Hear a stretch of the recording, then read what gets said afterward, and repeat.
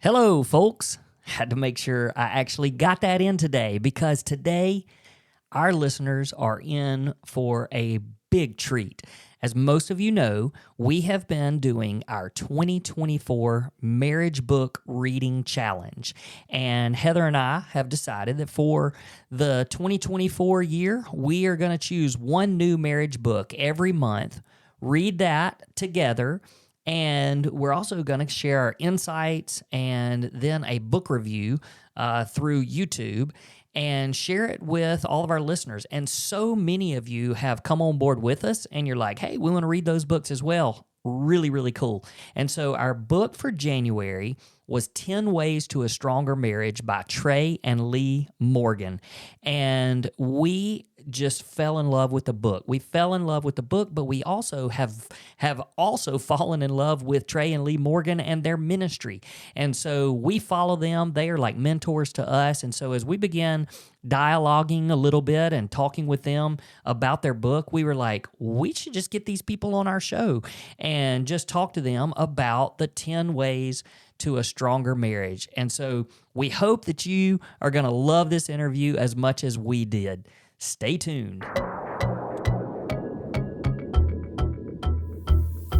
All right, we are so excited today to be joined by Trey and Lea Morgan. So many of our listeners are already familiar with them because we would consider these people to be real mentors in the marriage ministry space.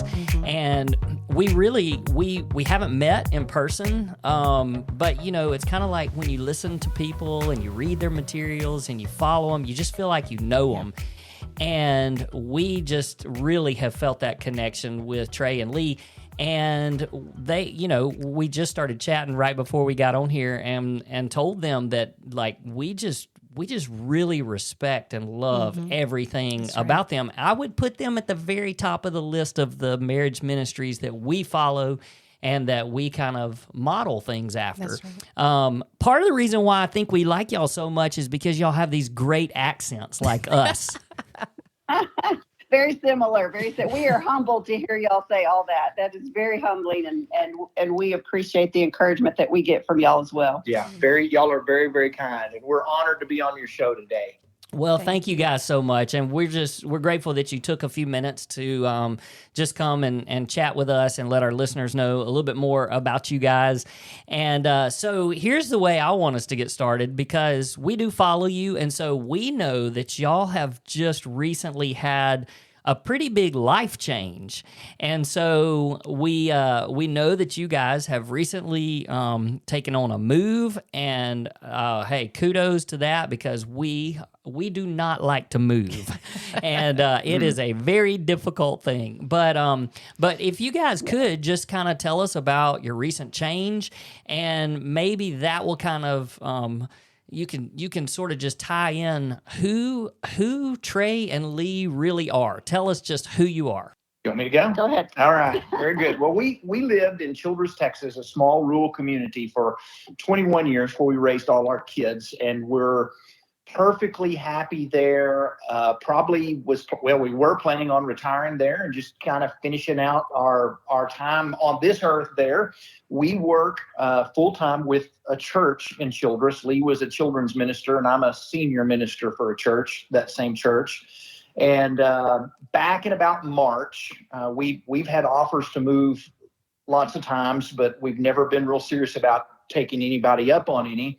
But we got a call from a church in Lubbock, Texas, where all of our kids not only live, and our grandkids not only live, but they also go to church at that church. And so we told them we would visit with them and at least hear them out when they said, would you consider talking to us about a possible move?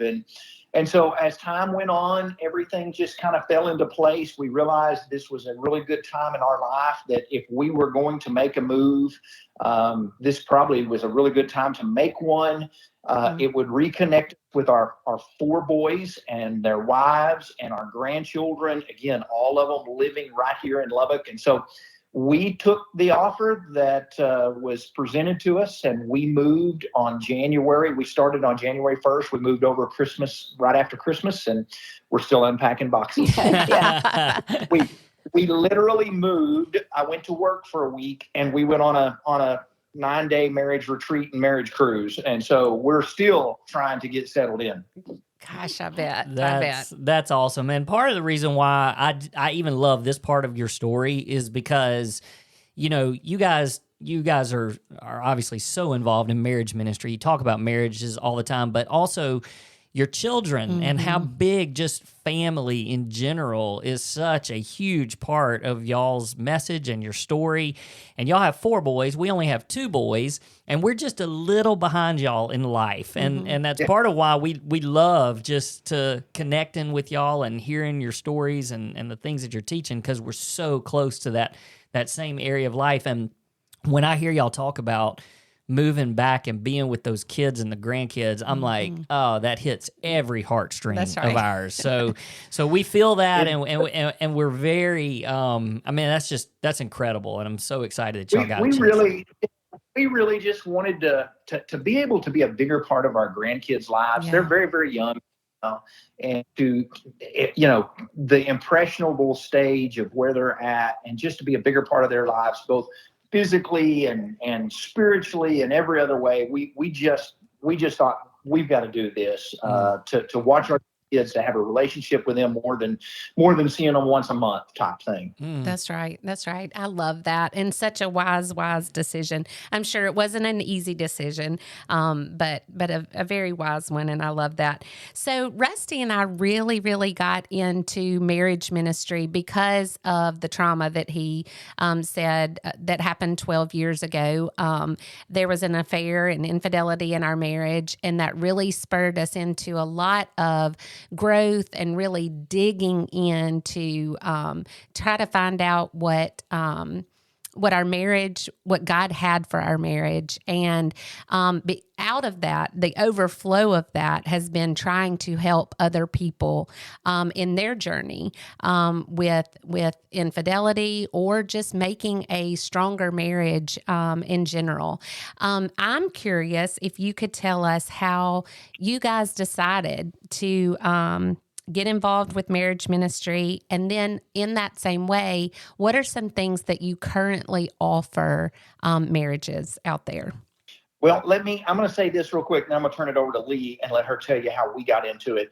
I want to say real quick how much you inspire us in your marriage, that y'all have worked through infidelity to not just stay in a marriage, but to grow in a marriage and come out stronger on the other side, and to the point of helping other people, because there are so many people out there in the world that we talk to today that just go, hey, there was infidelity, we're done. And we're like, man, you come out so strong if both of you are willing to work on this. And so I just first want to applaud y'all in your amazing work that I know that y'all had to do to battle back through this, to go, we're going to fight through this, and we're going to make this work, and we're going to come out strong. And so we applaud you for that. And that is wonderful.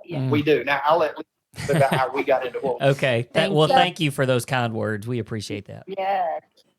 So I think it's just evolved. I mean, since we were newlyweds, really, we went to every marriage retreat, every marriage workshop that was near us when we were, young marrieds. We read marriage books. And we, being in full-time ministry, we wanted to do that not only for us, but so that we could share with our church family and teach them. And Trey was asked to do a marriage retreat one weekend. It's probably been 12, 15 years ago. He was asked to do a marriage retreat. And so he put some material together. And then he came home and he said, hey, I really think that we could do this more than just, occasionally. So we worked on the material, and pretty soon another church called and they wanted us to do something, and it sort of just spread. Honestly, it was a total God thing. You can't call it anything other than that, because we're not set out to we didn't say, hey, we're going to start doing marriage workshops, once a month. It just happened. And definitely a God thing. We ran through the doors, he opened them, Yes. and still until the Lord closes the doors, we're gonna keep doing it, and we enjoy it. We're currently we do a workshop somewhere in the U.S. every month, a weekend. We could do one every weekend, but to stay in full-time ministry, what we do, we can't do that, and so we just only schedule once a month. We try to do 12, maybe 15 a year, and we're booked up about 3 years out on workshops, and we're headed to the Dallas-Fort Worth area this weekend, and we love doing them. It's just an opportunity on the weekends to come and get away with your spouse and recharge and strengthen your marriage, and that's our main thing that we do. We work through those workshops. We try to get churches to host us, to say, we'll cover your expenses, come in, and then we offer the free for couples, and a free workshop to come better your marriage for a weekend, for you just to pay the expenses to get there, is a pretty good deal. Yeah. And a way to bless your marriage. Yeah, we love watching and seeing where all you guys go, and one of these days we're just gonna show up and surprise y'all, and we're gonna be like, we're those people. So Right. We'd love it. Yeah, We would absolutely love it. Unfortunately, we've got nothing in Mississippi, but we do have some close. We've got some Georgia and some other areas out there that we're coming. And yeah, well, we're gonna have to keep up with the schedule, because we really, there's been many a times where we've said we need to go and just be a part of that, because we're obviously still learning as well, and trying to grow our marriage, and that's just an important part of it, is to find people like you guys that can challenge us and encourage us in that way. And, you guys have a podcast as well, and we listen to it every time. I know you guys have kind of scaled back a little, and you're doing every couple of weeks, and but we love it. And so we always are trying to push other people towards that.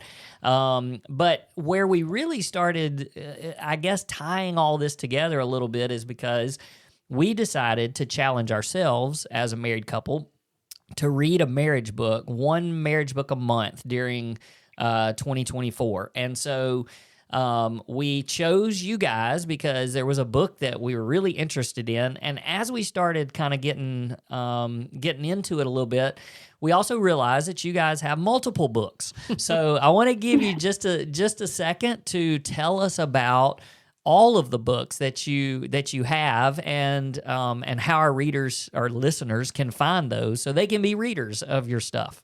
Very good. So the first one that we wrote is the one that y'all are currently reading, the 10 Ways to a Stronger Marriage. And we had some friends, that said, there's a lot of people that can't go to y'all's marriage workshop. You need to get it in book form. Yeah. And so they kind of twisted our arms for a while before we finally realized, we need to do this. So it's pretty much our workshop material goes probably a little more in depth than what we're able to cover in a workshop.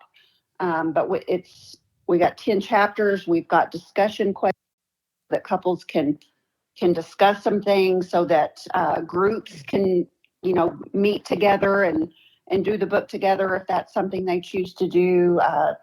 Churches use it for Bible classes and things like that. So that's our first book. And the second book we did is Wisdom for Your Marriage, which is a 31-day devotional through the book of Proverbs. And you don't have to necessarily do it, every single day. Some people do it once a week. You do whatever fits your schedule, but it takes 5 to 15 minutes, depending on how much time you want to put into it, of course.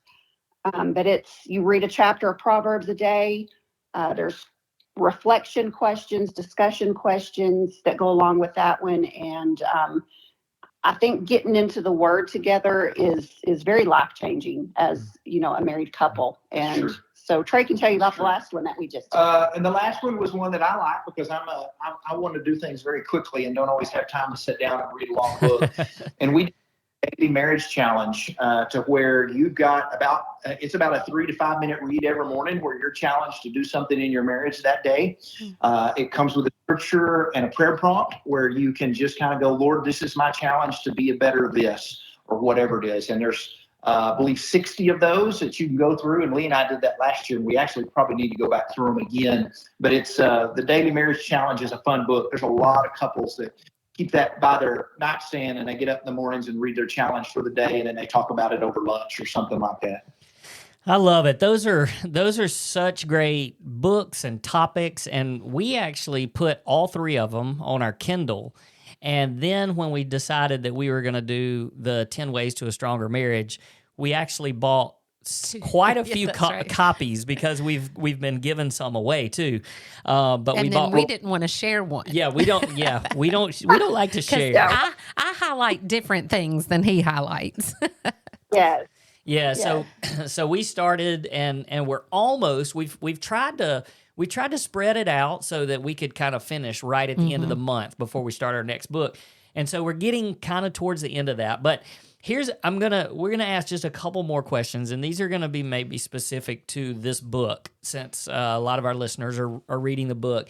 And they may require a little bit of thought on your part. But here's the first question. So when I think about writing a book, Heather and I, we're sort of the same way. People twisting our arms all the time, and we've dabbled a little, but we haven't really jumped full in yet. But I can imagine that writing your first book is a little bit like your child, and it has this special place in your heart. And if somebody comes up to us and asks us about our child, there's so many things that we could tell them about. But if somebody tried to make us say, hey, just tell us one thing, like what is your favorite thing about that child? It'd be really hard to do, but I'm going to ask you guys that anyway. We're going to pretend like this book is your child, and I'm going to ask each one of you to tell us what is that one thing. If you just had to pull one thing from the book, what would be the one thing each one of you would pull out? Yeah. So for me, my favorite thing about the book is the instant marriage boost that we put in every chapter that, just pull something out of the chapter that you can do, that you can put into practice immediately that will make a positive impact on your marriage. There's simple things, it might be pull out your calendar and schedule a date with your spouse for this week. Just quick, simple little things that you can do. That would probably be the thing that was the first thing that came to my mind anyway. Yeah. And just very practical. And for me, mine after it was written and came out changed a lot, because being a man, I love chapter 6 and Let's Get Naked. Of course. I'll be honest. It's chapter 5 that we get all the feedback on. We get so much email and so much feedback on chapter 5, which was Let's Get Naked, but not that way. Not really. That's right. It's talking about being naked emotionally in just every way in your marriage. There's no secrets. And we covered some stuff about cell phones and about sex and some stuff that's really kind of, we really go into deep on our workshop on that. We put some of that in our book.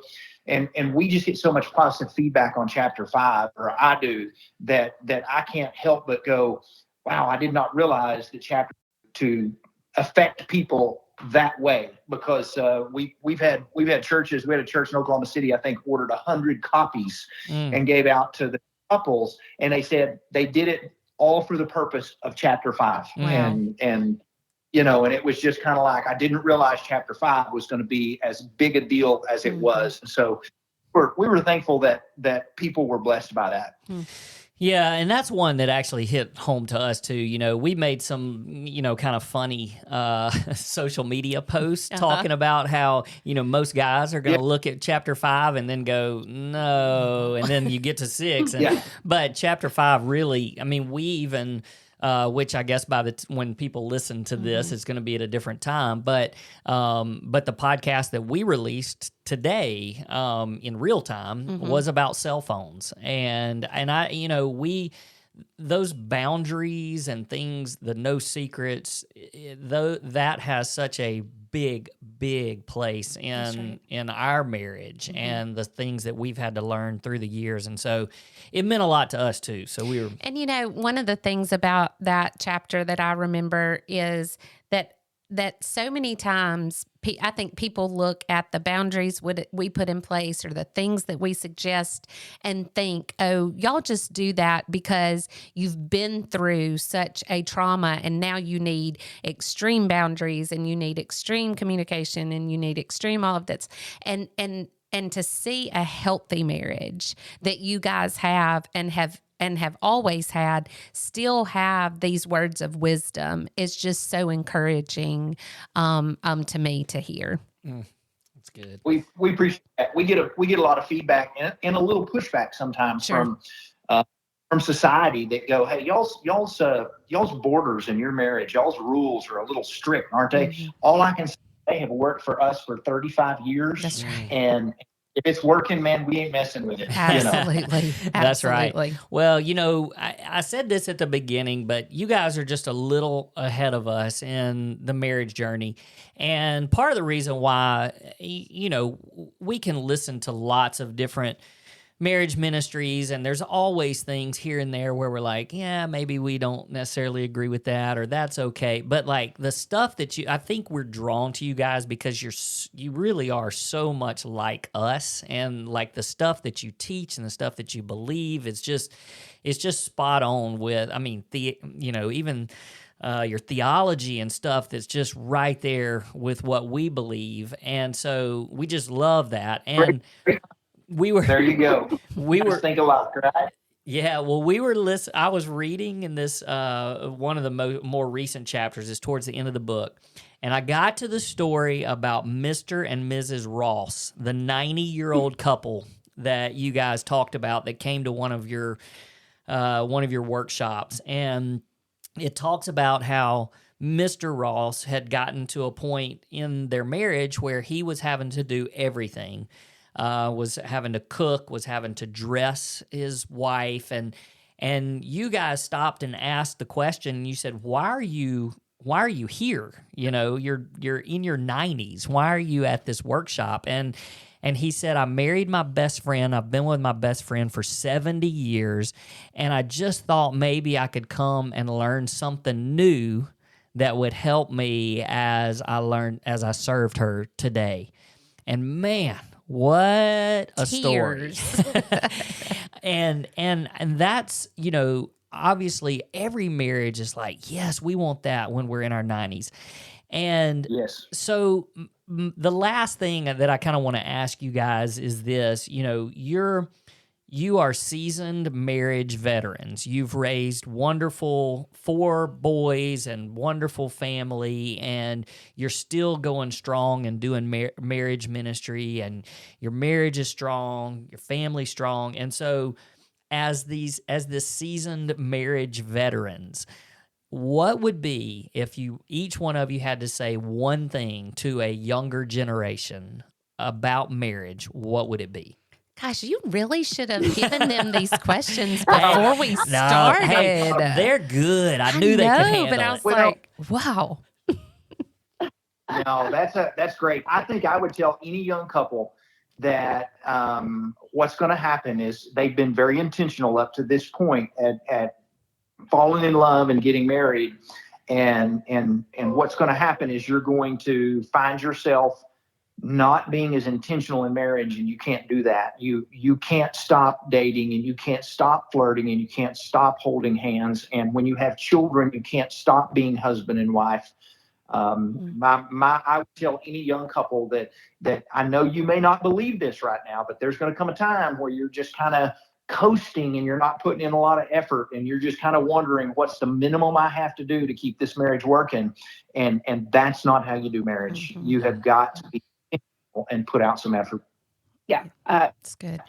I agree. I preach intentionality every workshop that we do. I would take that one step further and say, when you kind of get to that point and you're coasting and you kind of hit a rough patch, don't give up. We